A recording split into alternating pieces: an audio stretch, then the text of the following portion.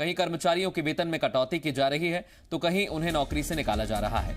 हालांकि प्रधानमंत्री नरेंद्र मोदी अपने संबोधन में लोगों को काम से ना निकालने की अपील कर चुके हैं।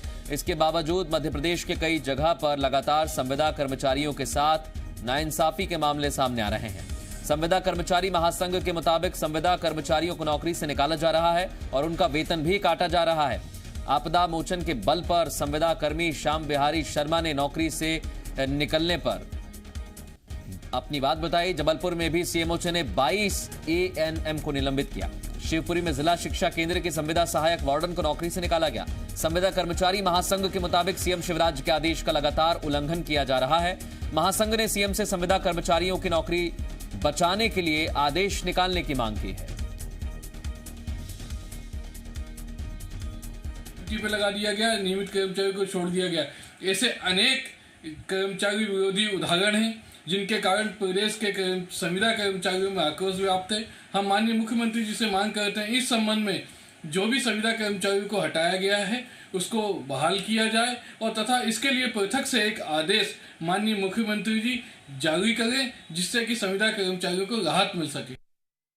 जब भारत देश कोरोना 19 महामारी से लड़ रहा है, इस स्थिति में मुझे बेरोजगार कर दिया गया है। मैं भोपाल में किराए के मकान में रहता हूं तथा मेरा परिवार, मेरी मां, पत्नी तथा बच्चों का पालन पोषण ऐसी स्थिति में कैसे करूं? माननीय मुख्यमंत्री जी से आपसे मेरा विनम्र निवेदन है कि मुझे पुनः एसडीआरएफ में सेवाएं देने की कृपा करें, जिससे मैं अपना और अपने परिवार का तथा मानसिक तनाव से दूर हो सकूं।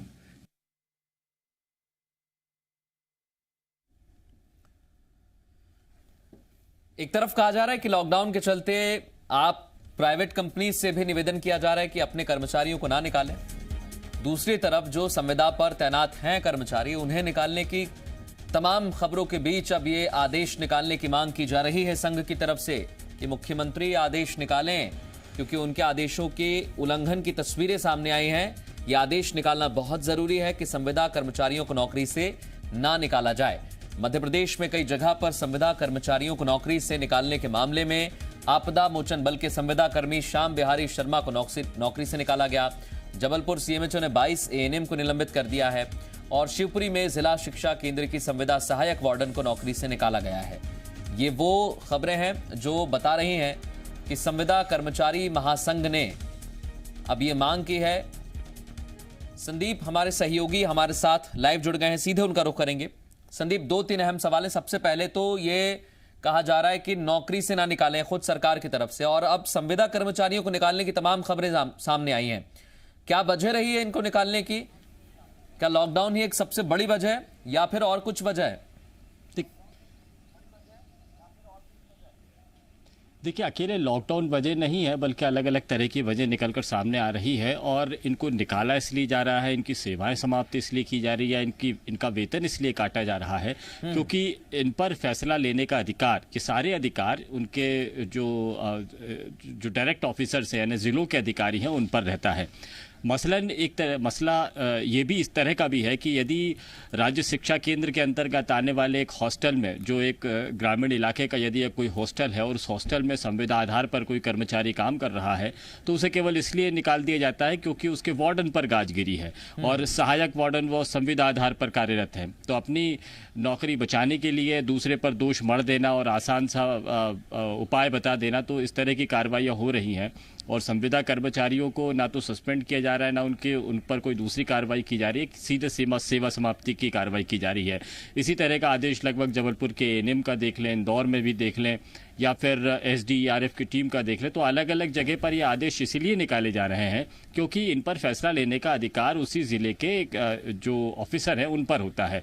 यदि प्रदेश स्तर पर कार्रवाई की जाती तो शायद जो सीनियर ऑफिसर्स हैं, आईएएस हैं, वो इस मामले में सोचते और ऊपर के जो केंद्र सरकार और राज्य सरकार के आदेश है उस पर अमल करते।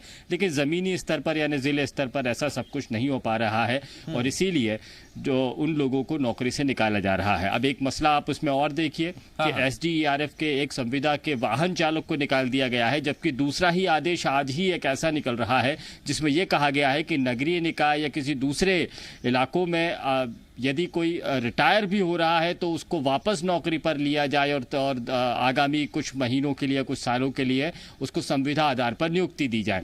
एक तरफ तो इस तरह का आदेश है, दूसरी तरफ निचले स्तर पर अधिकारी अपनी नौकरी बचाने के लिए अपनी गाज जो है वो संविदा कर्मचारियों पर गिरा रहे हैं, क्योंकि उनको नौकरी पर रखने का, उनके वेतन काटने का अधिकार इन्हीं अधिकारियों पर है। और चूंकि शिकायतें नहीं हो रही हैं, मसलन ये शिकायतें ऊपर प्रमुख सचिव स्तर तक हो जाती है या जिला स्तर पर कलेक्टर पर हो जाती है, लेकिन ग्रामीण और कस्बाई इलाकों में फंसे हुए संविदा कर्मचारी अपनी शिकायत भी नहीं कर पा रहे हैं। इस वजह से इस तरह की घटनाएं लगातार बढ़ रही है। और सरकार जहां ये कह रही है कि प्राइवेट स्तर के जो कर्मचारी हैं, कारखानों के कर्मचारी, मजदूर हैं, उन तक का वेतन नहीं काटे जाए, और ऐसे ही सिस्टम में यदि सरकारी सिस्टम के किसी संविदा कर्मचारी का वेतन काट लिया जाता है या उनको बर्खास्त कर दिया जाता है या सेवा समाप्त कर दी जाती है, तो ये बहुत बड़ी विसंगति कही जाएगी, जिस पर ऊपर स्तर के अधिकारी भी नजर नहीं रख पा रहे हैं। संदीप, बहुत सारी बातें आपने बताई। सबसे खास बात तो यह कि संविदा कर्मचारियों पर गाजगिरी, तो वो कह रहे हैं कि मुख्यमंत्री के आदेशों का उल्लंघन तो हो ही रहा है, और एक आदेश निकालने की मांग की जा रही है कि अभी एक ऐसा आदेश निकाला जाए कि नौकरी से ना निकाला जाए इन कर्मचारियों को। इसके इतर संदीप, एक और सवाल है मेरा इसकी जानकारी के बाद, कि आपने देखा है कई सारे संविदा कर्मचारी जो अपनी ड्यूटी की पोजीशन पर नहीं हैं, कहीं फंसे हुए हैं, उन्हें ड्यूटी पर पहुंचने में दिक्कत हो रही है। तो क्या एक ये भी बड़ी वजह हो सकती है कि ऐसा लग रहा है कि संविदा कर्मचारी अपने काम से भाग रहे हैं? ये भी एक कई जगह से खबरें सामने निकल कर आई हैं, ड्यूटी पर नहीं पहुंच पा रहे। बिल्कुल मृदुल, बिल्कुल आपने ठीक कहा ये। और इस तरह का ही एक उदाहरण जबलपुर में है, जहां 22 एएनएम यानी संविदा आधार पर काम करने वाले स्वास्थ्य विभाग के एएनएम जो है, जो ग्रामीण इलाकों में काम करती है, उनको ये कहा गया कि जबलपुर में आकर काम कीजिए।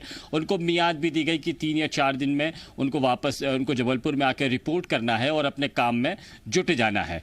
लेकिन ये एएनएम चूंकि ग्रामीण इलाकों में काम करती हैं, लॉकडाउन होने की वजह से ये लोग जबलपुर शहर में नहीं पहुंच पाई, और नतीजा ये हुआ कि इन सारी 22 एएनएम के खिलाफ में नोटिस जारी कर दिए गए, और अब इनकी नौकरी जाने का खतरा इनके सर पे मंडरा रहा है। तो कार्रवाई इस तरह की भी हो रही है, यानी जिला स्तर पर भी जबलपुर के सीएमएचओ ने भी ये समझने की जरूरत नहीं महसूस की कि आखिर ये एएनएम जबलपुर शहर क्यों नहीं आ पा रहे हैं।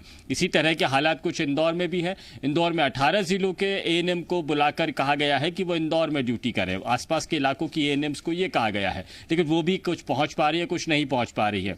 और आलम यह है कि सीएमएचओ स्तर के जो अधिकारी, जो इस वक्त में जिला कलेक्टर के बाद में दूसरे प्रमुख अधिकारी हो गए हैं, उनके आदेश इतने सख्त हैं कि वो एस्मा का हवाला देते हैं, और एस्मा का हवाला देकर इन एम्स को या निचले स्तर के कर्मचारियों पर दबाव डालते हैं कि वो नौकरी पर जरूर आए। जबकि पुलिस लॉकडाउन वाले इलाकों में आने नहीं दे रही है, जिलों की सीमाएं बंद हैं। और जबलपुर और इंदौर जैसे शहरों को देख लीजिए, जहां पर केसेस लगातार बढ़ते जा रहे हैं। जबलपुर अभी इन्वॉल्व हुआ है, इसमें अभी शामिल हुआ है, लेकिन उसमें भी जिलों की सीमाएं सील कर दी गई है, और ग्रामीण इलाके के लोगों को शहरों में आने के लिए काफ़ी मशक्कत करनी पड़ रही है, या यूं कहें कि आ ही नहीं पा रहे हैं। और ऐसे में सरकारी कर्मचारी पुलिस की सख्ती के बावजूद, सख्ती की वजह से नहीं पहुंच पा रहा है, और उसका नतीजा ये हो रहा है कि उनकी नौकरी पर खतरा है। तो बहुत सारे आदेश कुछ इस तरह के हैं जो आपस में ही सरकारी आदेशों को कॉन्ट्रडिक्ट करते हैं। बिल्कुल। और संदीप, यही तो सवाल है सबसे बड़ा। एक तरफ कहा जा रहा है काम पर आ जाइए, दूसरी तरफ ये कहा जा रहा है कि आपको शहर से नहीं निकलने दिया जाएगा। अब कर्मचारी करें तो करें क्या, ये बड़ी समस्या है, और ऊपर से नौकरी से निकाला जा रहा है। देखना होगा इस पर क्या और अहम कदम उठाए जाते हैं संघ की मांग के बाद। संदीप, आपसे अपडेट लेंगे, इस पर नजर जरूर बनाए रखिएगा। बहुत शुक्रिया आपका तमाम बातचीत के लिए।